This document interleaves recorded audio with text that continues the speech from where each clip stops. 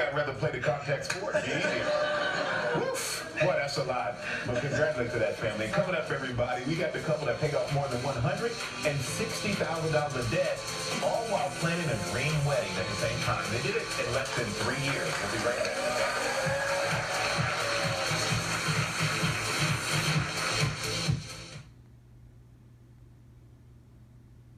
Now we're going to go to that young couple who paid off more than $160,000 of student loans and credit card debt in less than 3 years. And at the same time, they paid for their dream wedding. ABC's Rebecca Jarvis is back. We're working you hard today. It's like the third time you're back. You got to tell us how to do it. Well, this is absolutely worth the work. Who here thinks that they could pay down $160,000 in debt in less than 3 years? Well, that is exactly what this Minnesota couple did. They're not millionaires. They didn't follow any get-rich-quick schemes, but they did manage to pay it all down, and they planned their dream wedding for 250 people at the same time. Meet Haron Abagazi and Elijah Bencola. The Minnesota couple who paid off more than $160,000 in debt in just 34 months.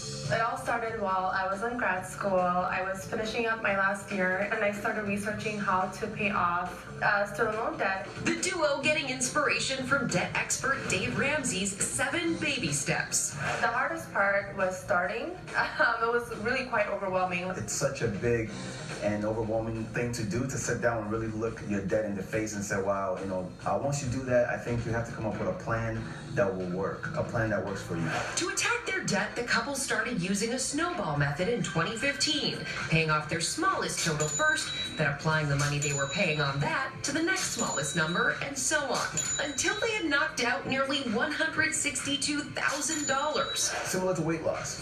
If you, first week of trying to lose weight, you see 1 pound go down, you have a higher chance of continuing to stay on the plan. And so with this, when you see that smallest balance go away, you do feel encouraged and you feel a little fire, in your belly to say, you know what, I want to continue this. The pair sticking to a tight budget, giving up nights out with friends, clothes shopping, and daily coffee purchases, all the while planning a wedding for 250 people. I also did a lot of DIY projects, like creating our own invitations. The newlyweds say the experience of clearing their debt strengthened their bond. All the different things that help a relationship succeed were needed in our debt-free journey. Things like communication, transparency, and really accountability. Now they're focusing on their future debt-free. For almost 3 years, we were watching balance go down. Now we're excited to really have, balance go up.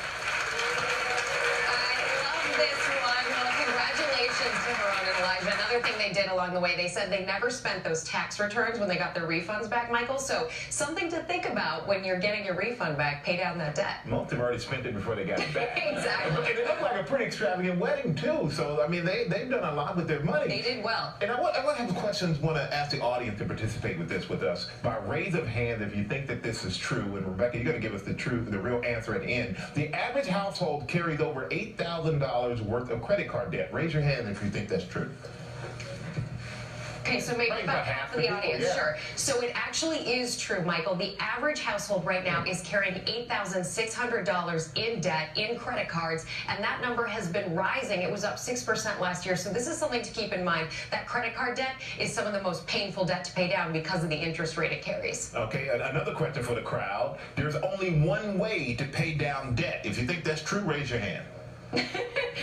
One person. One. And I think he works here. Yeah.